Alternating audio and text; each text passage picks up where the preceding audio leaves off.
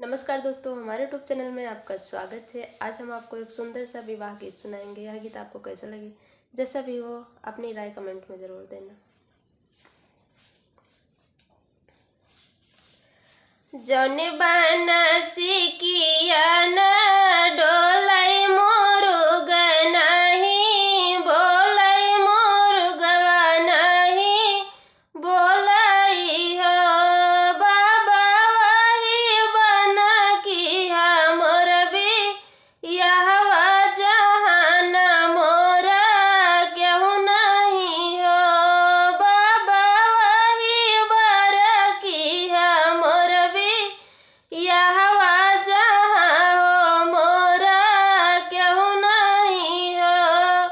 जौन बनसी किया न डोलई मोरुग नहीं, बोलई मोरुग नहीं बोलई हो बाबा, वही बन किया मोर भी यहवा जहाँ पे मोरा केहू न, जहाँ पे मोरा केहू नहीं हो। मचिया ही बैठी है सासू त बहुहर से या रज करई, बहुहर से या रज करई हो बहुहर यतन दिन भाई तोहका आए या नन केहू न आवैया, नन केहू न आवई हो बहुहर यतन दिन भाई तोहका आए या नन केहू न आवई हो। बचपन में माई मोरी मर गईली, बापाई जो गिया भैले, बापाई जो गिया भैले हो सासू सासू बीरन मोरा नन वैना दानया, नन के हो आवैया, नन के हो आवई हो सासू बीरन मोरा नन वैना दान बीरन कैसे आवई, बीरन कैसे आवई हो।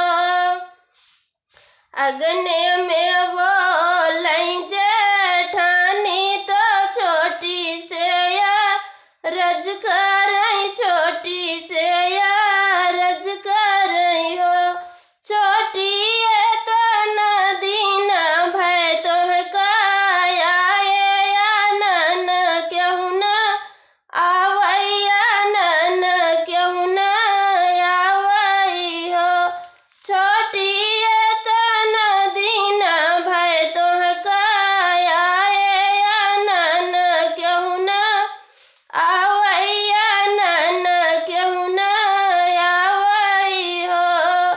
बचपन में माई मोरी मर गईली, बापाई जो गिया भैले, बापाई जो गिया भैले हो दीदी भैया मोरा भौजी अपनाया सुदिन के हो लावाई, सुधी के हो लावाई हो दीदी भैजी मोरा भैया अपनाए आनन के हो आवई, संदेश के हो लावाई हो।